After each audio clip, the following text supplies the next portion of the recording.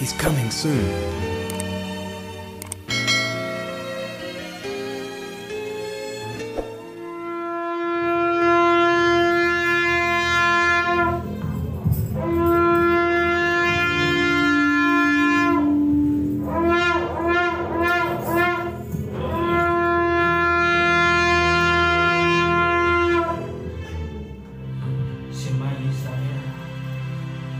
Shema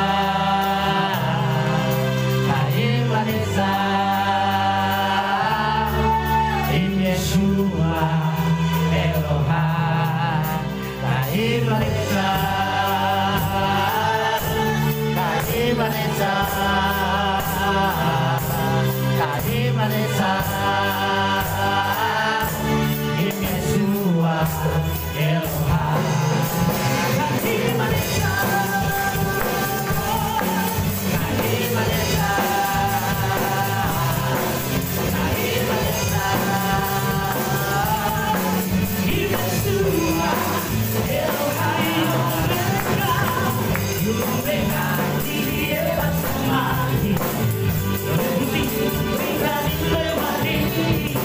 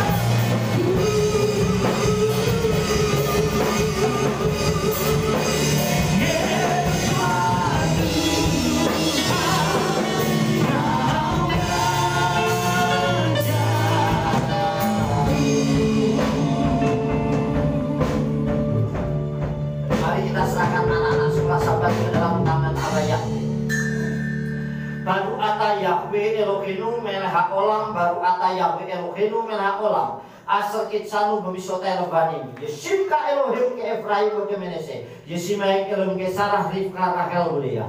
Bapa, kami menyerahkan anak-anakmu sekolah Sabat ke dalam tanganmu. Biar mulai sejak dari masa kanak-kanak, masa kecil menjadi milik kesayanganmu sendiri. Segala roh kutuk nenek moyang agamawi, keturunan, kemiskinan, kecelakaan, maut, penyakit dan keburukan, kami tolak usir demi nama Adonai Yesus Masiah. Biar yang ada dalam diri mereka yang kekayaan, kemuliaan, sukacita, damai sejahtera, berkat melimpah, masa depan yang cerah bersama dengan Engkau. Tumbuh menjadi anak yang sehat, tumbuh menjadi anak yang cerdas, bahkan kecerdasannya 10 kali lipat dibandingkan anak zaman sekarang seperti Nabi Daniel. Bapa memberkati mereka menjadi anak-anak yang takut akan Elohim. Terima kasih Bapa, sebentar kami merenungkan daftar Elohimku. Urapi mempelaimu dan urapi seluruh kilatku dengan urapan yang sama. Kuasai alam pikiran kami, berbicara ya Ruh Kudus, karena kami siap mendengarkan daftar Elohimmu demi nama Adonai Yesus Masiah. Amin.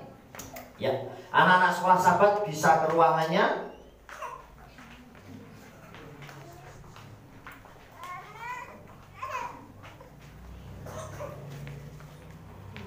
Ya. Shalom Aleichem.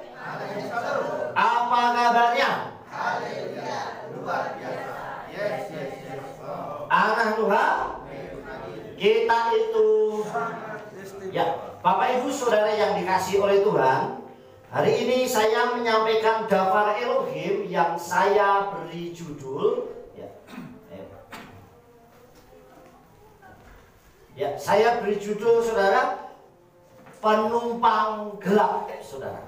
Apa itu penumpang gelap, Saudara? Penumpang gelap itu bukan penumpang yang berbadan gelap, bukan. Atau penumpang yang tidak bercahaya, bukan juga. Nah, apa itu penumpang gelap itu, Saudara yang dikasih oleh Bapak Yahweh? Penumpang gelap itu mengandung arti, Saudara, penumpang gelap itu mengandung arti bahwa penumpang gelap adalah penumpang yang naik kendaraan umum namun secara sembunyi-sembunyi. Artinya dia naik tapi ngumpet, Saudara, secara sembunyi. Artinya dia ngumpet. Saudara yang dikasih oleh Bapak Yahweh, inilah istilah yang terjadi tentang apa itu penumpang gelap. Jadi seandainya dia naik kendaraan itu dia ngumpet, entah nyelip di mana, Saudara. Yang penting tidak ketahuan kenaiknya atau kondekturnya. Atau kalau pesawat, ya dia harus ngumpet, tidak melewati juga untuk pengecekan atau check-in-nya tidak ada dan sebagainya. Naik kapal pun sama, Saudara. Nah, itu istilahnya tentang apa itu penumpang gelap. Saudara yang dikasih oleh Bapak Yahweh, kira-kira ada nggak orang yang naik bis gini ada penumpang gelapnya? Ada, Saudara. Kapal? Banyak juga, Saudara. Pesawat? Kira-kira ada nggak pesawat? Ada, Saudara. Ya, kita lihat. Ya, Saudara yang dikasih oleh Bapak Yahweh, dulu pernah terjadi, Saudara. Perhatikan baik-baik. Dari data penerbangan, nih pesawat ya, diketahui ada seorang yang jatuh dari ketinggian 427 meter. Jadi dia jatuh dari pesawat, Saudara. Sementara rekanya dalam kondisi kritis. Mereka menumpang pesawat British Airways yang terbang dari Johannesburg, Afrika Selatan, September 2012. Berarti kira-kira itu sekitar 9 tahun yang lalu, Saudara. Nah, tubuh Jose Matada, ini namanya orangnya penumpang gelap ini, Saudara, warga Mozambik, ditemukan di jalan yang sepi di London. Artinya jatuh tapi nggak ketahuan, Saudara. Ia jatuh dari ruang bagasi pesawat yang menuju Heathrow dari Angola. Nah, artinya dia ngumpetnya itu di bagasi, Saudara. Saya yakin kalau dia masuknya itu ke kabin nggak bisa, Saudara. Pasti dia akan melewati. Kalau dia masuk ke kabin pasti lewatin, dicek dulu. Kalau orang naik pesawat kan dicek nih. Nanti setelah masuk check-in, nunggu di ruang tunggu, nanti dicek pakai KTP, tiketnya mana, dicocokin, udah baru masuk. Nanti duduk pun nanti pramugari dicek, bener nggak nih? Oh, mana nomor penumpangnya berapa, dia duduk di mana, segala macam, Saudara. Itu kalau dia di kabin pesawat, Saudara, ada di ruangan ya. Tapi kalau di bagasi pasti lewatnya dengan barang-barang ngumpetnya. Nah, inilah yang terjadi di si Jose Matada ini, Saudara. Nah, di tahun yang sama di Heathrow juga tubuh seorang laki-laki juga ditemukan di ruang bagasi pesawat dari Cape Town, Afrika Selatan. Nah, saudara, ternyata banyak sekali, saudara. Nah, ini ya kok bisa lolos, saudara. Sampai bandara di airportnya itu orang bisa lolos sehingga dia masuk. Mungkin bisa saja waktu kereta barang yang bawa bagasi dia ngumpet, saudara. Kemudian saat dimasukkan dia ngumpet. Nah, kenapa di kabin juga orang bisa mati? Naik pesawat sudah di dalam pesawat kok di kabin bisa mati, kenapa? Karena saudara, kalau sudah di atas ketinggiannya cuma 3.000 kaki, tidak cuma 3.000 meter di atas permukaan laut. Kalau 3.000 setinggi Gunung Merbabu dong. Pesawat jauh, bisa 11.000 kaki. Di situ oksigennya itu sedikit, semakin tinggi oksigennya semakin sedikit, saudara. Dan suhunya semakin dingin. Kalau di pesawat ada AC-nya, ada itunya, ruangannya ada. Kalau kekurangan oksigen ada oksigennya. Tetapi kalau di bagasi nggak ada, saudara. Bisa orang kekurangan suhu tubuh, bisa kedinginan, saudara. Nah, inilah yang terjadi. Kenapa orang ngumpet bisa? Dulu di Indonesia pernah. Cuman saya nggak lihat datanya. Cuman ada pernah dari Sumatera kalau nggak salah. Nah, orangnya ngumpet di situ, anak-anak saudara. Jadi saudara yang dikasih oleh Tuhan, dia ngumpet, dia masuk, mungkin melalui bagasi yang masuk kayak gini, saudara. Dan saat bagasi ditata masuk, dia menyelinap dan akhirnya ada di bagasi, di samping, biasanya di bawah, di samping. Nah, kalau lewatnya kabin seperti ini nggak mungkin, pasti dia tetap ketahuan, saudara. Karena kalau nggak ada tiketnya nggak mungkin bisa masuk. Karena kalau di pesawat itu sangat ketat. Saya pernah dari Bandung itu kalau sekarang nih, kalau dulu masih paling yang dicek tas, semuanya ditaruh. Nah, sekarang semuanya harus dilepas, saudara. Baik kacamata nih, saudara, baik ikat pinggang, terus dompet, jam tangan, terus apalagi ya selain ini. Kalau di Bandung sepatu saja suruh nyopot, saudara. Dulu saya di Bandung itu sepatu suruh copot. Semuanya, saudara. Dulu Bugem waktu kita ke Bali ya, dia bawa perempuan itu semuanya bisa ketinggalan, tapi ya nggak ketinggalan make up, ya nggak, kemana-mana tuh bawa. Akhirnya dia bawa apa tuh dulu, celak, tahu celak ya, buat melukis alis tuh. Nah celaknya nggak apa-apa, saudara, tapi pemesnya, yang buat apa namanya, runcingin itu nggak boleh, harus diambil, saudara. Akhirnya dimasukkan dan nggak boleh dibawa. Saya pikir ribet juga, saudara, yang dikasih oleh Tuhan. Nah, saudara, yang dikasih oleh Bapak Yahweh begitu ketatnya kalau lewat sini, saudara. Nah, kalau penumpang gelap itu yang pertama pasti dia tidak membayar tiket secara benar atau resmi, betul nggak? Ilegal. Namanya aja ngumpet, kok gimana membayar tiket, betul nggak, saudara? Dia ilegal, dia pasti ngumpet yang pertama. Ini penumpang gelap itu seperti itu. Yang kedua, saudara, melewatinya jalur yang tidak biasa, artinya jalur yang tidak resmi. Ya seperti ini, kalau pesawat ya seperti ini, saudara, ya. Nah, harus di jalur resmi. Jalur nggak resmi ya bisa lewat seperti ini, saudara. Ini jalur tidak resmi. Kemudian selalu menyembunyikan diri, artinya dia sembunyi-sembunyi, saudara, berkamuflase, entah ngumpet, di koper-koper kayak atau berkamuflase sehingga dia supaya tidak ketahuan, saudara. Inilah ciri-ciri kalau orang itu menjadi penumpang gelap. Kemudian tujuannya untuk kepentingannya sendiri. Jadi dia untuk mementingkan sendiri, bukan untuk kepentingan orang banyak. Jadi dia mengambil resiko. Padahal kalau jadi penumpang gelap bisa membahayakan banyak orang, saudara. Saudara yang dikasih oleh Tuhan, ada yang pernah dulu ngumpet di ban pesawat. Ini kan ban pesawat besar, ada sela-selanya. Dan nanti kalau pesawat itu udah naik, banyak kan masuk sendiri, terus tertutup. Ada yang ngumpet di situ bertahan. Dan itu pun ada yang mati juga, saudara. Jadi saudara, inilah penumpang gelap itu seperti ini. Jadi dia nggak mau terbuka atau transparan. Saudara yang dikasih oleh Bapak Yahweh, nah penumpang gelap itu saya ibaratkan ini apa, saudara tahu? Apa? Benalu, saudara. Nah inilah benalu. Benalu ini sama dengan penumpang. Dia pohon atau tanaman, tapi numpang di pohon tempat lain. Inilah, saudara, penumpang gelap. Jadi ibaratnya seperti benalu atau lalang yang tumbuh di ladang gandum. Artinya dia cuma nebeng ada di situ, saudara. Jelas dia mengambil makanannya dari pohon ini. Makanya bisa saja yang namanya benalu itu nanti membunuh tanaman yang aslinya ada, saudara. Inilah benalu. Kita akan baca terlebih dahulu kitab suci kita di dalam Matius 13 ayat yang ke-24. Matius 13 ayatnya yang ke-24. Ya, saya bacakan, saudara menyimak dengan baik sampai ayat 30. Dia memaparkan sebuah perumpamaan yang lain kepada mereka sambil mengatakan, kerajaan Samayim diumpamakan dengan seorang yang menabur benih yang baik di ladangnya. Namun sementara orang-orang itu tidur, datanglah musuhnya dan menabur benih lalang ke tengah-tengah gandum itu, dan dia pergi. Dan ketika tunas bertumbuh dan menghasilkan bulir, lalu tampaklah juga lalang itu. Dan seraya mendekat, hamba-hamba majikan itu berkata kepadanya, Tuhan, bukankah engkau menaburkan benih yang baik di ladangmu? Dari manakah kemudian dia menghasilkan lalang?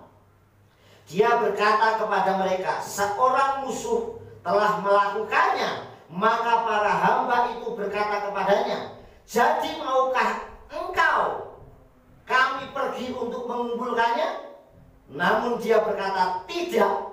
Jangan-jangan dengan mengumpulkan lalang itu, kamu akan mencabut gandum itu bersamanya. Biarkanlah keduanya tumbuh bersama sampai masa penuaian. Dan sampai saat penuaian, aku akan berkata kepada para penuai, kumpulkanlah pertama-tama lalang itu dan ikatlah semua ke dalam berkas-berkas untuk membakarnya. Tetapi kumpulkanlah gandum ke dalam lumbungku. Nah, ini sebuah gambaran bahwa lalang itu penumpang gelap, saudara. Dan penumpang gelap ini bukan dari Tuhan. Yang menabur benih yang baik itu Yeshua, saudara. Menaburnya dafar Elohim. Sedangkan tanahnya, ladangnya ini dunia ini, bumi ini, saudara, itu ladangnya. Nah, yang menabur lalang itu jelas Satan yang menabur lalang. Dan yang menuai nanti para malaikat Elohim untuk memisahkan mana itu lalang dan mana itu gandum. Nah, saudara yang dikasih oleh Bapak Yahweh, kita akan lihat, saudara. Kita akan perhatikan apa itu ibarat benalu atau lalang yang tumbuh di ladang gandum, saudara yang dikasih oleh Tuhan. Kita akan lihat, ya. Kita akan lihat, saudara yang dikasih oleh Tuhan. Yang pertama, ya, menabur benih yang baik adalah penumpang yang benar secara legal dan resmi. Gambaran tentang penumpang gelap, kalau benih yang baik, ya, menabur, yang menabur itu Bapak Yahweh Elohim Yeshua Hamasyah. Nah, benih yang ditabur yang baik itu adalah anak-anak Elohim, anak-anak Tuhan yang ditabur yang benih yang baik ini. Jadi yang ditabur yang benih-benih yang baik itu kita semua, saudara. Anak-anak Elohim, jelas kekasih-kekasih Yeshua Hamasyah. Itulah benih yang ditabur, yaitu melalui dafar Elohim. Jadi ditabur nih secara resmi. Pasti kita secara resmi karena kita sudah dibeli dengan darah Yeshua Hamasyah. Jadi benihnya ini kita semua, saudara. Benih yang baik, benih yang ditabur oleh Yeshua Hamasyah, yaitu saya dan saudara. Sampai di sini paham, saudara? Kemudian, saudara, nah, orang yang menabur yang jahat, saudara, orang yang menabur lalang adalah penumpang gelap atau Satan yang menabur di saat orang itu lengah. Makanya, saudara, kalau kita ini tenang-tenang saja, kita enjoy saja, itu bahaya, saudara. Kalau kita tenang-tenang saja, enjoy saja, bahaya. Karena Satan itu akan terus mencari kelemahannya orang. Dari sisi mana, saudara, orang itu ada kelemahannya. Nah, inilah penumpang gelap itu, saudara. Dia nabur. Nah, yang ditabur itu yang buruk. Intimidasi lah, saudara. Perkataan negatif, kekecewaan, segala macam. Itu mulai ditabur, saudara. Ketakutan dan sebagainya. Nah, kita harus punya kuat. Seperti tadi pagi saya di Ngerewa, saya sampaikan, kita ini harus punya iman dan pendirian yang kuat. Kalau kita anak Yeshua, jangan mau dimasuki hal-hal yang negatif. Apapun yang masuk ke tubuh kita yang negatif jangan pernah mau, saudara. Hal yang buruk. Orang yang menabur lalang adalah penumpang gelap yang menabur di saat orang lain lengah. Yang dicari itu lengahnya, saudara. Bagaimana orang itu lengah, orang itu benar-benar gak siap menerima serangan-serangan itu, saudara. Nah, inilah gambaran yang kedua. Kemudian yang ketiga, saudara. Ya. Nah, yang ketiga, gandum dan lalang itu tumbuhnya bersama-sama. Saudara yang dikasih, gandum dan lalang tumbuh bersama-sama. Artinya penumpang gelap bisa saja berkamuflase, berbaur dengan penumpang yang resmi, saudara. Penumpang gelap itu bisa saja berkamuflase. Itu berbaur seakan-akan saya resmi, saudara. Seakan-akan benar ini saya mau membantu, saya mau menolong. Padahal itu mau menjerumuskan, saudara. Nah, itu kita yang harus peka, saudara yang dikasih oleh Bapak ya. Jangan sampai lalang-lalang itu juga mengganggu kita, saudara. Oleh sebab itu kita harus punya kekuatan iman yang dahsyat. Saudara yang dikasih oleh Bapak ya, dan ini memang tumbuh bersama, dibiarkan oleh Tuhan. Saya tanya, apakah di dunia ini semuanya orang baik? Tidak. Ada nggak orang jahat? Banyak, saudara. Orang jahat pun banyak. Kadang orang yang di depan kita kelihatan baik pun belum tentu dia baik. Ada orang yang kelihatannya nolong nih, saya bantu nih. Ternyata justru malah menjerumuskan orang. Ada, saudara, memanfaatkan situasi. Nah, ini kita harus waspada dengan hal yang seperti ini. Saudara yang dikasih oleh Bapak Yahweh, gandum dan lalang tumbuh bersama. Dan Yesua katakan apa? Apakah para pelayannya berkata, Tuhan, apakah aku harus mencabutnya itu? Jangan, biarkan saja. Jangan-jangan saat kamu mencabut lalang nanti gandumnya ikut kecabut. Saudara. Biarkan nanti waktunya penuaian baru dipisahkan, saudara. Baru dipisahkan, saudara. Kenapa kok dipisahkan? Karena ketahuan mana yang lalang, mana yang gandum, ketahuan, saudara. Kalau masih tumbuh daun semua, saudara. Ini yang mana yang lalang, mana yang gandum, saudara. Paham, saudara? Karena apa? Kalalangnya ini berkamuflase, menyamakan diri. Kayak malaikat terang, saudara. Paham? Kayak malaikat terang. Tetapi di masa penuaian beda. Yesua akan tahu mana ini yang sungguh-sungguh mengikut dia, mana yang tidak. Mana yang sungguh-sungguh menyembah dia, mana yang mencela dia. Jadi Yesua akan paham. Makanya Yesua katakan biarkan nanti dipisahkan. Dan nanti yang lalang dikumpulkan dalam satu berkas tapi dimasukkan ke dalam api. Sedangkan gandumnya dimasukkan ke lumbungku. Artinya anak-anak Elohim yang taat, setia, punya iman yang di atas rata-rata, dia akan masuk kerajaan Samayim. Amin. Makanya perumpamaan ini diilustrasikan kerajaan Samayim. Kerajaan surga itu diumpamakan seperti orang yang menabur. Yaitu menabur benih yang baik, saudara. Dan benih yang baik itu kita semua, yaitu anak-anak Elohim. Amin.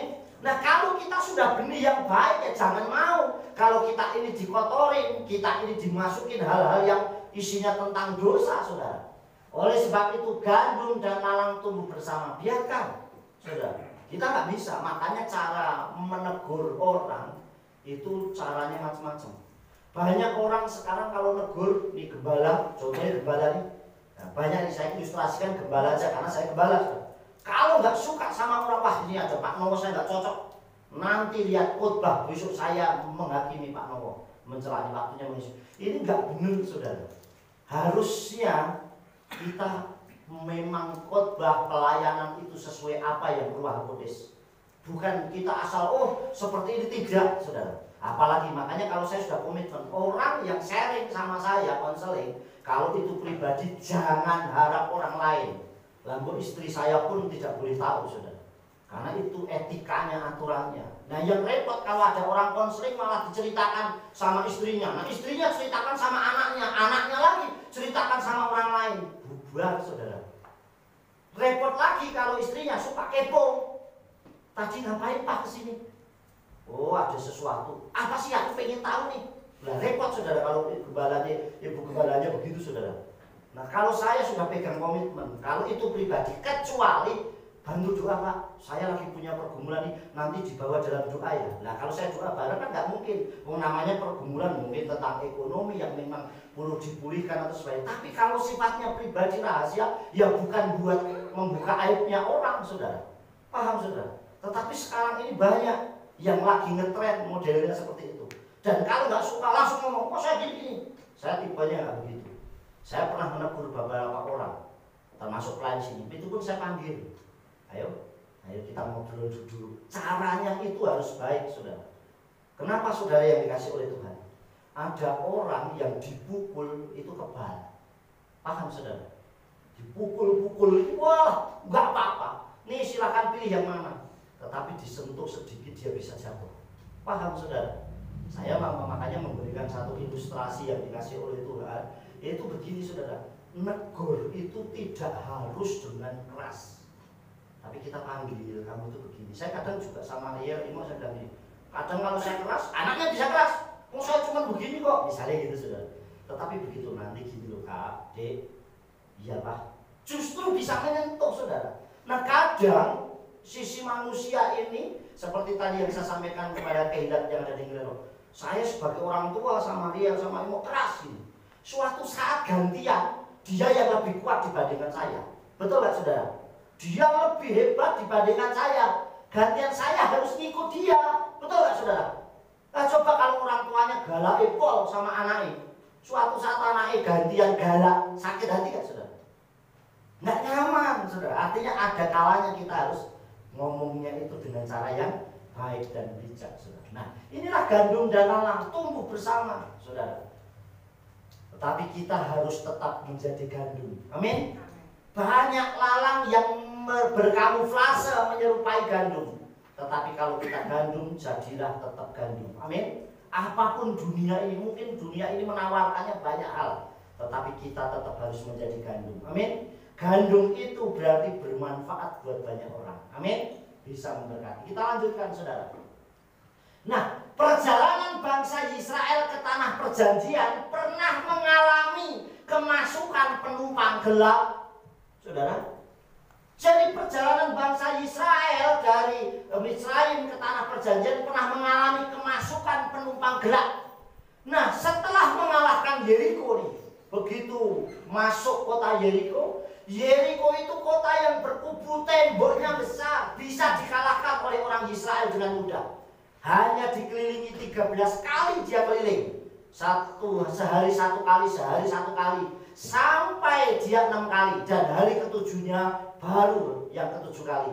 Cuman seringkali anak-anak Tuhan kalau khotbah dikelilingi berapa kali nih? Guru sekolah sahabat 7 kali itu hari ke-7-nya. Hari sebelumnya itu setiap hari satu kali saudara. Berarti jumlahnya 13. 13 kalau ditulis dalam huruf Ibrani Echad. Artinya itu ada kekuatan kebersamaan. Nah, saudara yang dikasih, mengalahkan Yeriko saja bisa. Tetapi begitu mengalahkan Ai, kota yang kecil, Israel kalah saudara. Kenapa kok sampai Israel kalah? Hanya kota yang kecil, sedangkan Yeriko yang besar saja bisa menang saudara. Perhatikan ya. Yosua gagal menaklukkan Ai, kota yang kecil, karena penumpang gelap, yaitu Akan. Namanya Akan saudara, bukan Akan itu mau, bukan, tapi Akan namanya. Akan yang mengambil barang jarahan. Jadi gara-gara dia mengambil barang jarahan, Israel kalah. Karena dosa saudara. Kota yang kecil itu malah kalah saudara. Tapi kota yang besar karena sungguh-sungguh luar biasa. Amin. Dulu saya ingat saudara, waktu Kehilat ini dulu suruh istilahnya membeli cuma 50 juta, kita nggak bisa, betul kan? Waduh 50 juta kok boleh duit susah. Tapi giliran 200 juta malah bisa, betul nggak saudara? Kenapa? Karena punya kesehatian yang kuat. Amin. Kita punya kesehatian satu dengan yang lain, doanya kuat kenceng saudara. Nah ini jauh lebih luar biasa saudara. Makanya saudara, hanya gara-gara Akan mengambil barang carahan, artinya dosa ini penumpang gelapnya orang Israel saudara. Saat Yosua memimpin, kenapa kok saya bilang penumpang gelap? Karena orang lain nggak tahu. Dia mengambil secara sembunyi-sembunyi saudara. Kita lihat saudara yang dikasih Tuhan ya. Ini ayatnya, Yehosua 7 ayat 1. Wayim nih, Wayim awai alifni Yisrael ma'al baherem wa yihak akan ben karmi ben sabdi ben serah lemate Yehuda min hakerem wa yihar af Yahweh bni Yisrael. Adapun Bani Yisrael melakukan pelanggaran dalam hal barang bakti atau barang jarahan, dan akan anak Karmi tadi akan ya, dan akan anaknya Karmi, anaknya Zabdi, anaknya Serah dari suku Yehuda telah mengambil dari barang bakti itu atau barang jarahan itu, sehingga murka Yahweh menyala-nyala terhadap Bani Yisrael. Dia mengambil, namanya ngambil barang jarahan yang tidak boleh dia ambil. Artinya hanya dosa satu orang ini, seluruh Israel kalah, saudara, menaklukkan Ai. Padahal kotanya kecil, sedangkan Yeriko yang besar itu bisa dimenangkan, saudara. Makanya kadang ada sedikit dosa, dampaknya bisa kemana-mana, saudara. Hanya dosa yang sedikit, kecil bisa berdampak. Dampaknya bukan cuma untuk satu orang, saudara, tapi banyak orang. Saya beri contoh, saudara. Gara-gara dosanya Daud, saudara, menghitung-hitung pasukannya, padahal Bapak Yahweh selalu membela Daud, Israel kena tulah, saudara. Kemudian yang kedua, hanya gara-gara Yona melarikan diri dari hadapan Elohim, perintah Elohim, seluruh kapal hampir tenggelam, saudara. Nah ini hanya gara-gara satu orang, saudara, yang berdosa. Ini bahaya, sama aja ibaratnya orang naik kapal, nih naik perahu, yuk kita jalan-jalan ke laut, naik kapal, tapi kita bawa bor, tahu gak? Mata bor. Yang lain tenang-tenang, wah asik, kita ngebor perahunya. Ya semuanya tenggelam kan? Ya tenggelam, kapalnya bocor kok, saudara. Nah ini seperti inilah yang terjadi, hanya gara-gara akan satu orang, seluruh Israel kalah. Saudara yang dikasih oleh Bapak Yahweh, kita lanjutkan ya. Penumpang gelap, saudara, penumpang gelap akan mengalami banyak masalah dan resiko dalam perjalanan. Justru penumpang gelap itu akan mengalami banyak masalah dan resiko kalau menjadi penumpang gelap. Kita akan lihat, saudara. Yang pertama, akan seperti lalang yang berakhir pada pembakaran. Ayat yang kita baca tadi, saudara, pasal Matius pasal 13, perhatikan ayat yang ke-30, perhatikan ya. Biarkan keduanya tumbuh bersama sampai masa penuaian, karena begitu masa penuaian ketahuan nih, mana yang lalang, mana yang gandum, saudara. Dan pada saat penuaian aku akan berkata kepada para penuai, ya, kumpulkanlah pertama-tama lalang dan ikatlah semuanya ke dalam berkas-berkas untuk membakarnya. Jadi lalang akan jauh mengerikan karena dikumpulkan hanya untuk dibakar. Dikumpulkan bukan untuk dipilih, untuk dipelihara, tetapi dikumpulkan untuk dibakar, saudara. Jadi saudara, menjadi lalang sangat mengerikan, menjadi penumpang gelap justru sangat mengerikan. Kemudian yang kedua, dosa akan berdampak pada seluruh Bani Israel. Akibatnya akan dirajam batu sampai mati di lembah Akor. Kita lihat apa yang dialami oleh Akan ya. Ya, kita lihat Yehosua pasal yang ke-7 ayatnya yang ke-25. Lalu Yehosua berkata, betapa engkau telah menyusahkan kami, ngerepotin.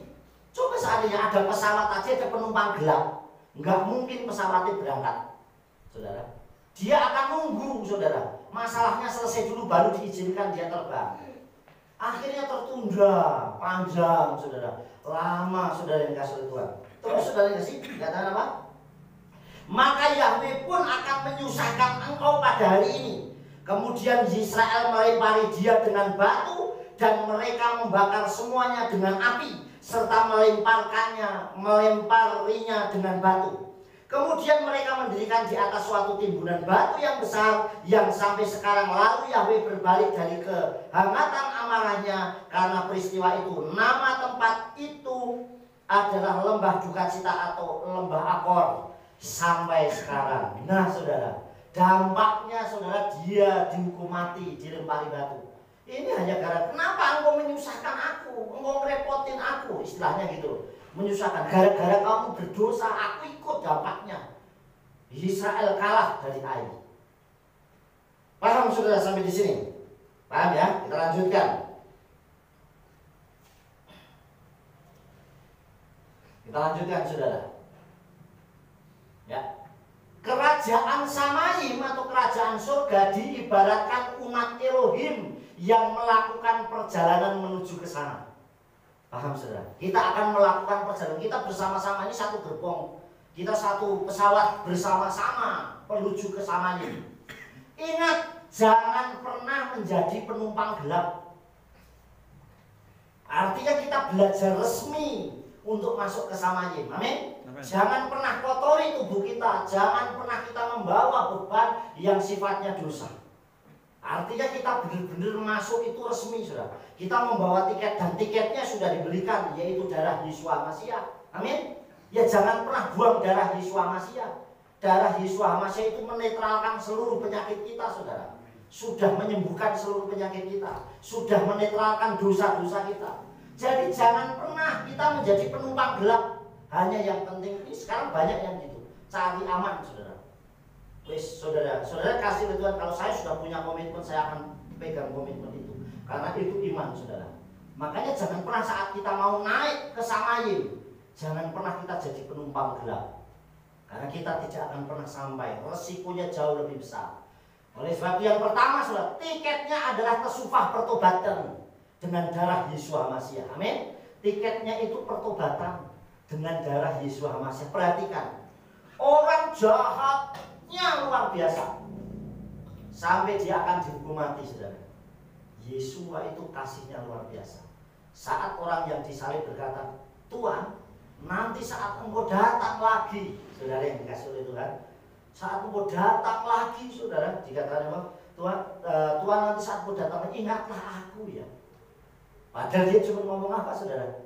Waktu ada penjahat yang mencela, coba kalau kamu memang anak Elohim, turun dari salib ini, turun dari sini, selamatkan dirimu. Nah, saudara, yang dia katakan tidak, kita memang jahat. Orang yang berjiwa besar, kita ini memang dosa, kita memang penjahat, tapi orang ini tidak jahat. Justru dia menyelamatkan. Makanya Tuhan, nanti kalau saatnya engkau datang kembali, ingatlah aku. Yesus ngomong apa? Sekarang juga engkau bersama-sama dengan aku di apa? Dia sempat melakukan pertobatan terus melakukan kebaikan, tidak, tapi pengakuannya bisa menyelamatkan dirinya dengan luar biasa. Banyak orang kondisinya luar biasa, bahkan menentang, menolak, saudara. Tapi saat kondisi kritis, dia percaya nggak Pak? Yeshua masih juru selamat, percaya nggak Pak? Iya, saya percaya. Tuhan bisa selamatkan dia. Amin. Karena kasihnya tidak pernah terlambat. Nah, kita yang sudah dapat kasih ini justru jangan jadi penumpang gelap, main-main, saudara. Wes nanti aja, nanti saya mau bertobat, saya mau tersufah, nanti saya sudah mendekati mati. Kematian itu tidak ada seorang pun yang tahu. Ada orang yang mencoba bunuh diri nggak mati-mati, tapi ada orang yang sehat, yang kehidupan tahu-tahu mati. Banyak, saudara, yang terjadi. Oleh sebab itu kita itu selalu berjaga-jaga, waspada. Orang yang paling dekat dalam kehidupan kita itu adalah kematian. Karena tidak ada seorang pun yang tahu, saudara. Orang mau tidur tahu, saya tak tidur ya, persiapan, ya, bersihin dulu tempat tidurnya. Tapi nak mati nggak ngerti. Ketoknya bubuk tapi selamanya, gitu saudara.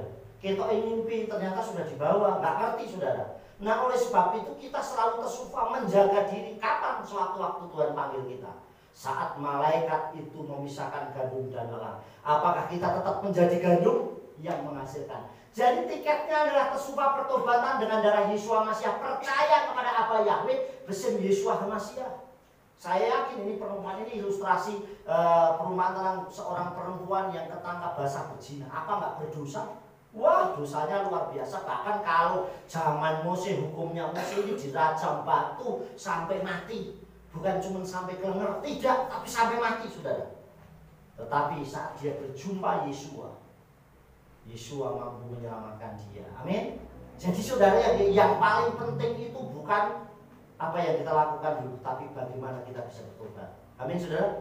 Dan saat dia sudah lakukan, dia bertobat, justru dia mengiringi Yeshua dengan luar biasa. Amin, saudara. Ini ayatnya, saudara, ya. Markus 16 ayat 16.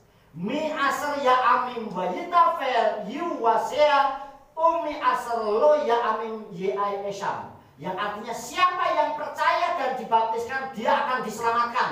Tetapi siapa yang tidak percaya dia akan dihukum. Amin. Jadi kalau kita yakin dan percaya apa Yahweh besim Yesua masih ada juru selamat kita, pasti diselamatkan. Amin. Tapi kalau kita tidak percaya, menyangkal segala macam, waduh, hati-hati. Wah, nggak apa-apa, nanti toh saya bisa bertobat. Memang kita tahu kapan waktunya kita dipanggil Tuhan. Makanya seringkali saya berkata, saudara, kenapa saya harus bertindak hati-hati? Yosua katakan, bertindaklah hati-hati. Kitab Torah ini jangan sampai menjauh dari mulutmu, artinya menjauh dari perkataan kita. Dan bertindaklah hati-hati supaya Bapak Yesus membuat jalanmu itu berhasil. Nah kalau mulut kita yang baik diciptakan benih yang baik ini dipakai untuk menutupi orang, tahu-tahu kita dipanggil Tuhan saat menutupi kemana roh kita?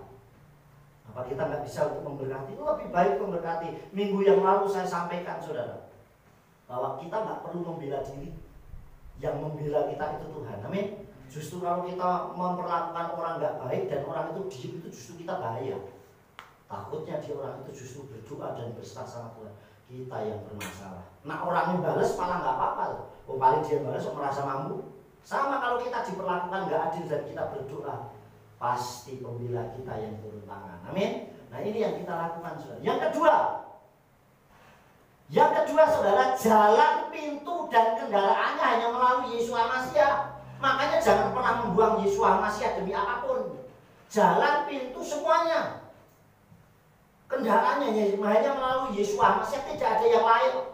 Mungkin kita jalan ke Salatiga banyak. Oh saya mau lewat sini biasa, saya mau jalan-jalan lewat Magelang dulu ya bisa kok. Wah kalau ke Magelang kurang sensasinya, saya mau lewat Jogja sambil jauh keliling mau jalan ya bisa juga. Oh akhirnya sampai Salatiga. Tapi kalau jalan ke Samayim hanya melalui Yesua Masiah. Jadi kalau kita meninggalkan Yesua, menjual Yesua, waduh sangat ngeri saudara. Jadi hanya melalui Yesua Masiah, ayatnya saudara ya. Yohanes 14 ayat 6. Wa yomer ela Yesua anoki haderek wa emet wa kayem bo isro yahu elha akbil di ayat. Ya saudara, Yesua berkata kepadanya, akulah jalan dan kebenaran dan kehidupan. Tidak seorang pun datang kepada Bapa jika tidak melalui aku. Jadi hanya melalui Yesua, akulah jalan. Kalau tidak melalui Yesua Masiah, penumpang gelap saudara. Dan kebenaran, karena kenapa kok penumpang gelap? Karena isinya kebenaran. Kalau dia ikut numpang berarti kebetulan saja. Dan kebenaran dan kehidupan yang menuju pada kehidupan. Yang terakhir saudara, untuk sampai tujuan yaitu Samayim, ikuti aturan perjalanan. Jadi kalau untuk sampai kita kerajaan Samayim, ikutin aturannya Tuhan. Pasti setiap kita naik apapun itu ada aturannya saudara. Coba kalau kita mau naik pesawat, ya saya gambarkan naik pesawat atau naik kapal, tiketnya dicek dulu. Namanya sama enggak? Beda huruf aja bisa bermasalah saudara. Namanya harus sama, cek. Makanya yang jadi patokan KTP atau identitas. Nanti begitu masuk, mau check in, cek sudah, cek semuanya masuk nanti terus dicek, cocokkan sama KTP-nya. Ya sudah masuk, saudara. Tahapnya berkali beberapa kali sudah. Masuk, mau masuk dulu aja, mau boarding masuk, cek dulu sudah. Begitu dicek sama security-nya, ya betul masuk, check in dulu. Nomor berapa, terus minta nomor apa, tempat duduk. Nanti dapat masuk, copot semuanya, dimasukkan ke sana saudara. Dicek semuanya, makanya copot ikat pinggang, dompet, jam, semuanya saudara. Ya enggak cuma bajunya aja. Ya, semuanya dikeluarkan, terus dimasukkan, terus dicek lagi. Ada nggak sesuatu yang ada di sini? Kan makanya semuanya ketahuan, saudara. Orang masuk saja kalau dia menyimpan apa-apa di perut ketahuan, saudara. Makanya jangan pernah menyimpan logam di dalam tubuh kita, saudara. Nyelengin tapi di dalam kita kan nyelengin koin ya. Nanti mau naik pesawat susah, saudara. Ketahuan bukan koin, saudara. Jadi saudara yang dikasih oleh Bapak Yahweh, ini ketatnya begitu, saudara. Oleh sebab itu kita dalam perjalanan harus ikutin aturannya. Nanti sudah di situ duduk. Begitu mau naik pesawat, semua HP harap dimatikan navigasinya. Semuanya sinyalnya dimatikan. Ya kalau cuma main foto-foto sih nggak apa-apa, asal pakai modem pesawat, saudara. Makanya saya sering kalau di pesawat sering buat video. Itu karena modem pesawatnya udah tak matiin. Tapi bisa buat video. Tapi kalau untuk nyalain nggak boleh, saudara. Nanti bisa diomelin. Sabuk pemahaman pas take off harus dipakai, turun iya, kalau sudah di atas baru mau copot mau ngapain nggak apa-apa. Tapi saudara, ini aturan, kalau nggak disamperin saudara, dan ini pasti ikutin aturan itu. Oleh sebab itu, untuk sampai tujuan yaitu Samayim atau surga, ikutin aturan perjalanannya. Aturan perjalanannya itu melalui Jafar Elohim. Boleh apa enggak? Kalau nggak boleh ya jangan dilanggar.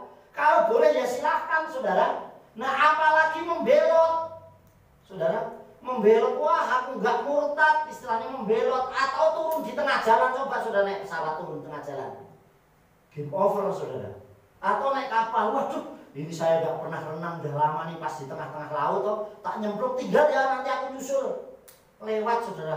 Ya kalau bisa renang, kalau nggak renang pas mas berenang sedikit dikirikin sama ikan tenggiri sedikit-sedikit gimana? Saudara yang dikasih oleh Bapak Yahweh, turun di tengah jalan tentu tidak akan pernah sampai saudara, apalagi melompat kita nggak akan pernah bisa. Artinya jangan pernah kita ini turun di tengah jalan selama perjalanan menuju Samayim, amin. Apalagi membelot, memberontak kepada Tuhan. Oleh sebab itu saudara, ikuti aturan sampai tujuan. Nah yang menjadi standar kita adalah Jafar Elohim. Kalau Jafar Elohim bilang tidak, ya jangan langgar. Kita lihat ayatnya ya, 2 Timotius 4 ayat 7. Milhemet sedek nilhamti et merusati Hislamti wa et haemunah natsarti. Aku telah bertanding pertandingan yang baik. Aku telah mengakhiri perlombaan itu. Aku telah memelihara iman. Amin. Jadi mengikuti pertandingan perjalanannya baik, sportif, jujur saudara. Coba kalau dia mengikuti pertandingan pun dia nggak sportif, diskualifikasi saudara, dia tidak akan boleh diteruskan. Wah ini melanggar aturan, nggak boleh. Coba saudara lomba lari keliling lapangan, wah isi jauh nih tak medot sini, ya tetap dia didis, nggak mungkin dia akan bisa masuk saudara. Orang tinju saja, begitu ninju nggak boleh memukul kemaluan, nggak boleh memukul belakang. Dia memukul, dia kena sanksinya saudara, didis juga. Artinya ada aturan yang harus diikuti saudara. Coba lomba naik motor atau balap motor, belum hijau, belum mulai jalan duluan, ya tetap gak boleh. Ikutin aturan secara sportif. Oleh sebab itu aku telah bertanding pertandingannya yang baik, yang benar saudara. Aku telah mengakhiri perlombaan itu. Aku telah memelihara iman, jadi imannya sampai garis akhir tetap Aba Yahweh Besem Yeshua Mashiach dan tidak melanggar aturan Tuhan. Jadi saudara yang dikasih oleh Bapak Yahweh, lakukan hal ini. Kita tidak menjadi penumpang gelap, tetapi penumpang yang secara resmi. Maka pasti kita akan sampai kepada kerajaan Samayim. Amin. Yang terakhir, saudara bangkit berdiri. Yuk kita bangkit berdiri. Kita baca bersama-sama ya. Yuk kita baca bersama-sama. 1, 2, 3. Mengikuti aturan Jafar Elohim untuk sampai Samayim bersama Aba Yahweh Elohim Besem Yeshua HaMashiach. Haleluya, amin. Yes, beri tepuk tangan buat Tuhan. Dan kita akan duduk sejalan dengan Tuhan.